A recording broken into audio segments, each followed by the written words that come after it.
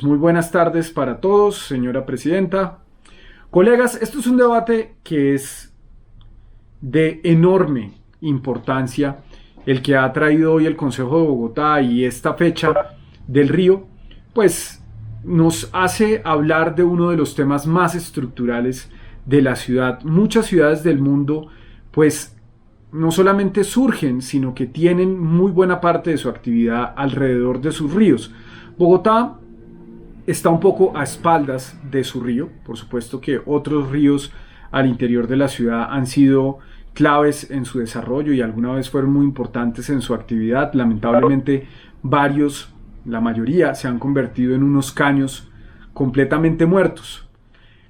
Y quiero comenzar hablando de lo que plantea Eduardo Caballero Calderón, famoso escritor colombiano, en su libro El río Bogotá. Es un libro publicado por Villegas Editores en 1985, donde hay una parte, un texto de Eduardo Caballero Calderón, en el que nos recuerda cómo el pueblo muisca, antes de la conquista española, hay una historia acerca de cómo este pueblo muisca tuvo una franca decaída.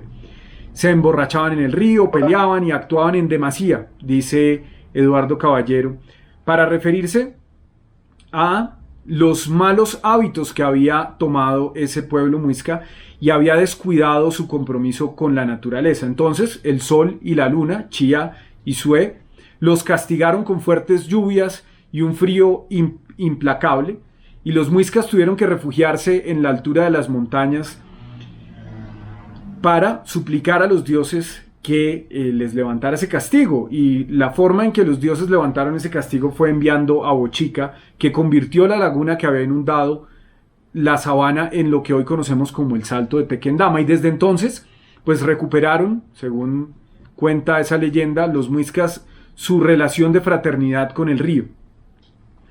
Y pues por supuesto decidieron adorar a esa divinidad y respetarle como tal. Sin embargo, varios siglos después, ese vínculo que los entonces pobladores de la sabana de Bogotá tenían con su río se perdió, y los españoles creyeron que era innecesario rendir esa reverencia al río, pero ya sabemos que para 1701 el río se convirtió en una fuente permanente de enfermedades. Y fíjense ustedes, colegas, en 1872 un acuerdo de la ciudad, seguramente como esos que nosotros aprobamos aquí, por el cual se dictan otras disposiciones y todo esto, declaró que se podía arrojar cualquier cosa al río siempre y cuando se hiciera de noche. Imagínense ustedes, eso fue en el siglo XIX. Y ya en 1936 El Tiempo, el diario oficial El Tiempo, documentaba el deplorable estado del Salto de Tequendama. Decía El Tiempo en ese momento: lo estamos asesinando. Hemos destruido sistemáticamente árboles de la cabecera y de las orillas del río. Sin lugar a dudas, pues este fenómeno empeora con el crecimiento urbano de los siglos XX y XXI, que es de donde data la mayor contaminación sobre el río, que no implica que antes estuviera muy limpio, así como pasa con los ríos de Bogotá. Volviendo a las referencias literarias, pues Osorio Lizarazo narra en su novela Garabato la suciedad del entonces río San Francisco, o río Vicachá, como prefiero llamarle yo.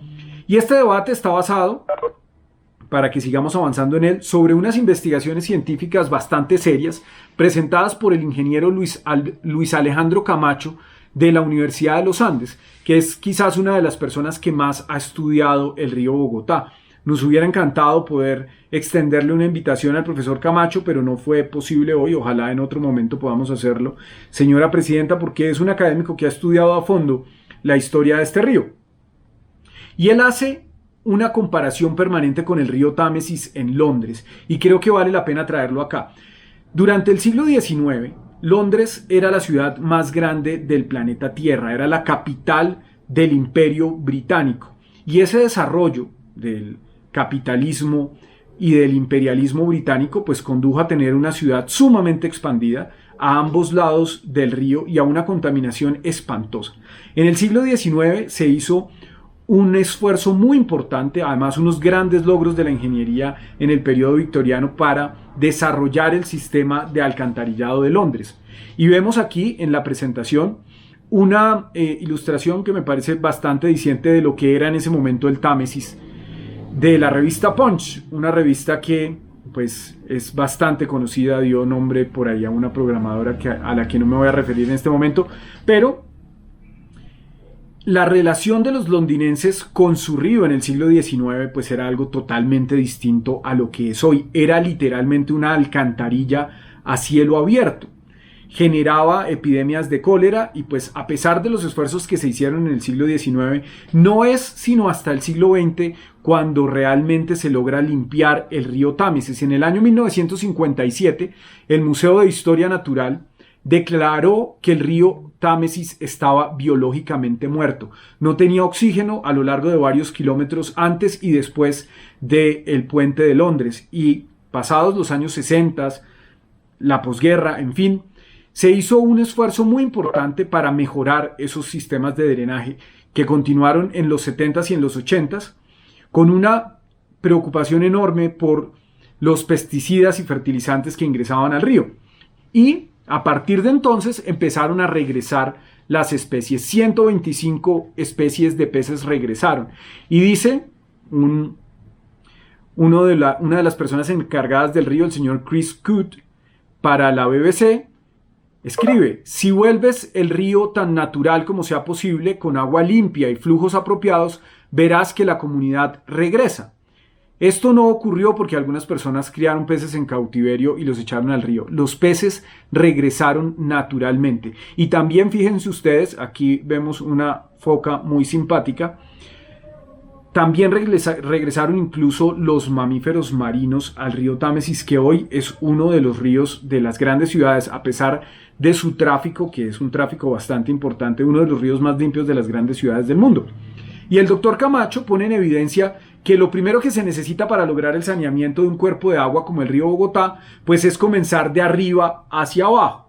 Como en tantas otras cosas, pareciera que estamos buscando el ahogado río arriba y no río abajo, y aquí lo que tenemos que hacer es ir al nacimiento del río a limpiarlo, y me parece muy pertinente que nos acompañen concejales de Cundinamarca en esto, porque el problema efectivamente, como lo mencionó el concejal Argota en su intervención, el problema viene desde casi el nacimiento mismo del río.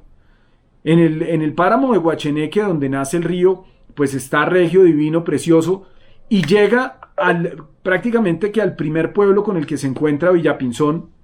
Y en esta primera población pues hay un problema muy serio de vertimientos industriales y de curtiembres. Y estos procesos de curtiembre pues aportan cromo, sulfuro, cloruros, y pues antes de pensar en lo que hacen las petar, salitre y canoas, pues tenemos que exponer 5 puntos que comparto con el profesor Camacho. Primero, en su parte de arriba los cuerpos de agua son más pequeños. Es mucho más fácil tratarlos arriba. Estos cuerpos de agua pequeños tienen también una menor capacidad de dilución.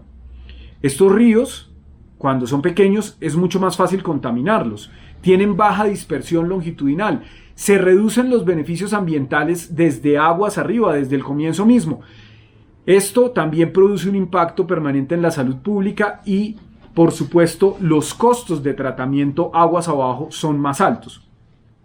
Y entonces, debemos con total seguridad decir que una petar de tratamiento biológico con remoción de nitrógeno es indispensable para esas 170 curtiembres que hoy están ahí. Y esto no lo vamos a solucionar, colegas y compañeros que nos acompañan de los municipios de Cundinamarca, esto no lo vamos a resolver con una resolución de la CAR. Una resolución que prohíba el vertimiento de las curtiembres pues realmente no sirve para nada si aquí no hay un acompañamiento, un seguimiento y por supuesto una inclusión social, porque tampoco podemos ser tan tiranos de decir, bueno, cierren todos los negocios, ojalá se dejara de consumir cuero, porque aquí hay que sumarle que aparte de la enorme contaminación que genera el proceso de tratamiento de los cueros, pues también se sacrifica seres sintientes ahí, y aprovecho la cuña para recomendarles que reduzcan el uso de materiales salidos de las curtiembres. Esto es un negocio que afecta a los seres vivos y que también afecta a la naturaleza, pero no podemos de un tajo prohibirlo tampoco y decir, bueno, cierren todas las curtiembres. ¿Y en Bogotá qué pasa? Aquí hay serias problemáticas y aquí voy a referirme específicamente a lo que deja la administración en evidencia con las respuestas a la proposición. Los vertimientos industriales sin tratamiento en el relleno de Doña Juana.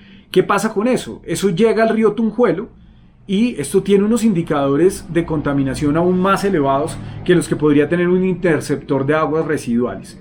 Hay también vertimientos de las tintorerías al río Fucha, vertimientos de sangre, residuos, despojos de cadáveres de la industria de la muerte de los seres sintientes, también al río Tunjuelo.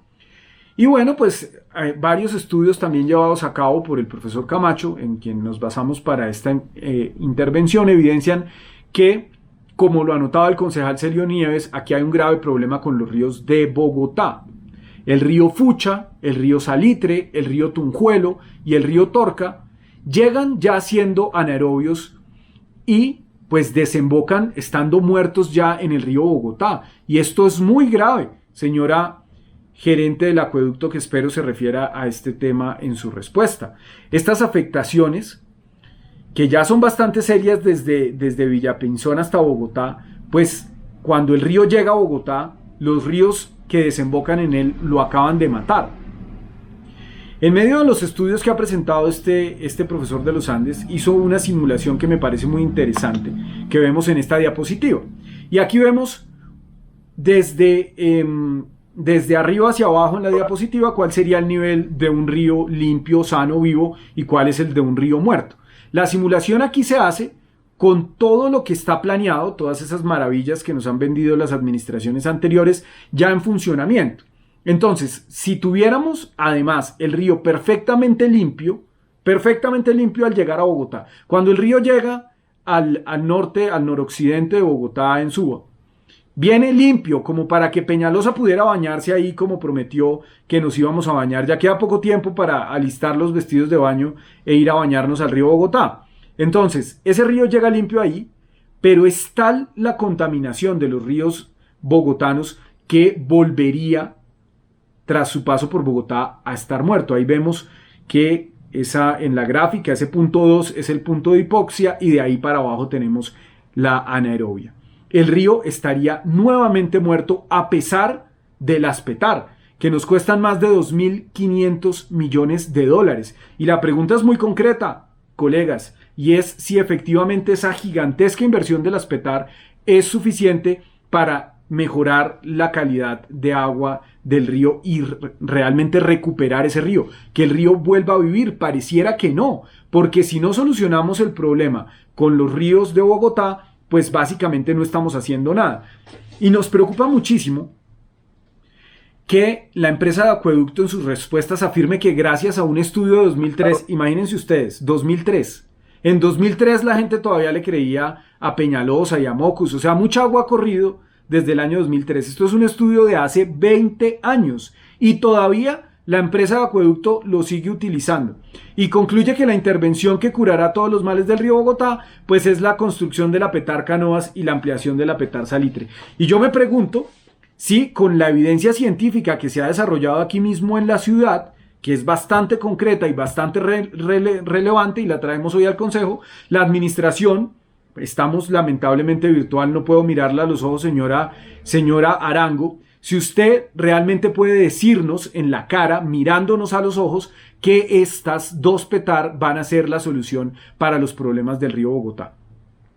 Con ese dinero, que además van a pagar los bogotanos, pues tendremos que ver qué va a pasar también con el incremento de la tarifa. ¿Cuánto va a ser el incremento para cada hogar con el que vamos a tener que pagar esas Petar? Porque pues esas Petar no las regalan tampoco, no creo que vayan a salir en algún descuento o algo por el estilo. ¿Cuánto va a ser el aumento? Y le pregunto, ¿vamos a pagar toda esa cantidad de dinero para una solución que no es suficiente?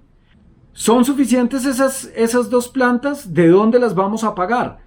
¿Por qué no se le dice a este consejo que el tratamiento desde la fuente de los ríos de Bogotá es fundamental? El concejal Celio también lo preguntaba. Y yo veo que la administración no es clara acerca de los planes que tiene para sanear esos ríos y así poder hacer algo efectivamente con el río Bogotá. Tenemos que buscar soluciones de fondo. No puede ser simplemente que Canoas, un proyecto que además la misma empresa de Acueducto de Bogotá reporta que se le van a entregar 4.5 billones de pesos, después vaya a mezclar esa agua con otra en condiciones de anaerobia. ¿Dónde va a descargar esa Petar Canoas? ¿Va para la compuerta de Alicachí? ¿Va para el embalse del Muña? ¿Para dónde va esa agua?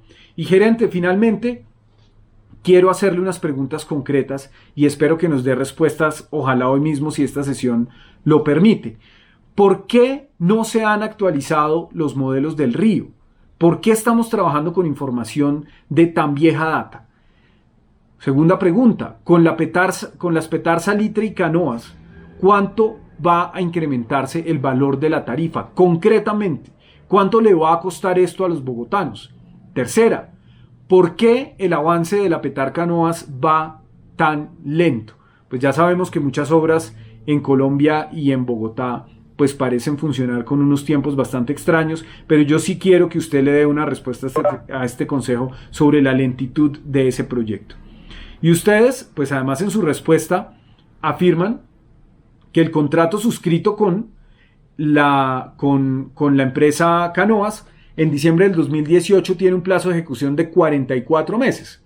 Y el tiempo pues va pasando y pasando y pasando, y a la fecha apenas reportan un avance del 23,8%. Y una última cosa, señora gerente del acueducto, ¿cómo va el tema de las conexiones cerradas? Eso es sumamente importante. No podemos desconocer tampoco que a pesar de que hagamos estos esfuerzos, si no le ponemos una talanquera a esas conexiones cerradas, tendremos también serios problemas con el agua que termina en el río Bogotá. Muchas gracias, señora presidenta, y espero atento las respuestas de la administración.